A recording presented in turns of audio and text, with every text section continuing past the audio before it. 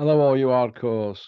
How are you doing? It's Russ here from Poker's Corner, the biggest gob in sport. You know that.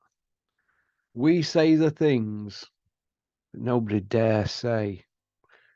Nobody dare say the things we say on here. No one.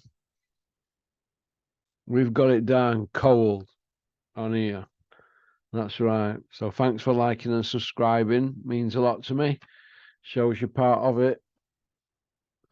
Because we are the revolution. People keep saying, Porky, it's like a cult. It's a revolution. And we need to find a resolution for it.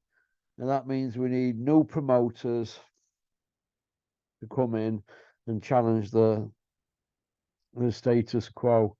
And we need new people to come in and take over border control because it's quickly become a boxing board of no control. Right, the light heavyweights. We've seen Anthony Yard. He's got a Commonwealth title and an area belt to his name. He's been in with Kovalev and Beterbiev and got iced by both of them. Got put on bottom moon in both fights. He's now fighting Wasteman again and they're waiting for a big fight. I don't think that's how you should fetch a guy on. Back in the day, BRICKTOP wouldn't have done it that way, but I suppose you could say Yard's been avoided, been hard to match. Callum Smith's going to fight Beterbiev in January. Beterbiev's already beat Yard.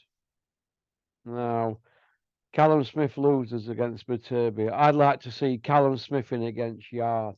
I'd also like to see Boatsi and Aziz winner fight Anthony Yard.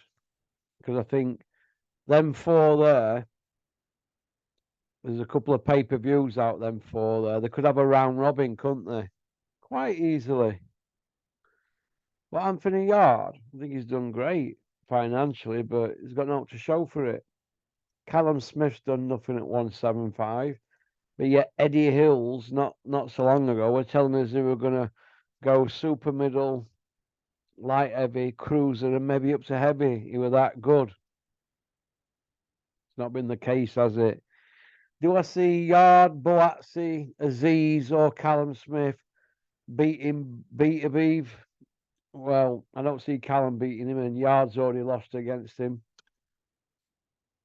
So, do I see Dan Aziz, Callum Smith, Boatsi, or Yard beating Bivol? No, I don't see him beating Bivol either. I think he's a good fighter, that Bivol. I mean, done Canelo, hasn't he? Canelo's already done Callum Smith, so he's going to keep dining out on that Ring Magazine belt, isn't he? But what has he really done, Callum Smith? What is Callum Smith's body of work, as my good friend Terry Chappendama would say? What's his body of work, Porky? I'd say, well, he's beat a one-armed George Groves. He beat Rocky Fielding before he won the WBA regular against Zuga. And he's got a win over Hassan and Dam, an old middleweight, an old career middleweight. So, you know, it's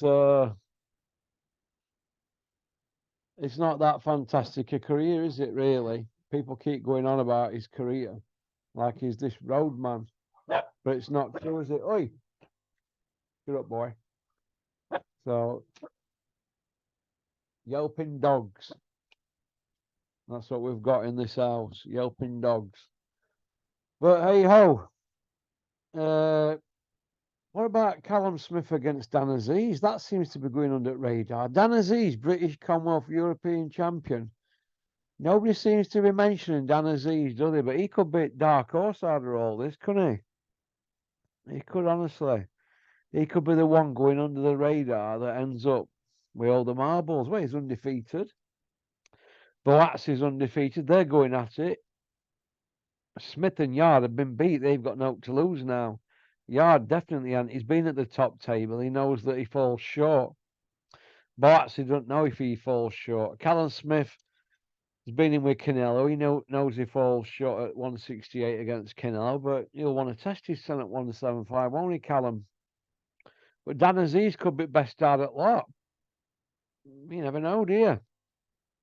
If Dan Aziz beats Boatsi, he's on his way, but I think Boatsi beats Dan Aziz. And I think Boatsi beats Yard as well. And Smith at 175. I think Boatsi's the best out of them four. But hey ho, okie dokie. Peace out. Keep on trucking. Keep sporting boxing. Don't have nightmares. Thanks for liking and subscribing and leaving a comment.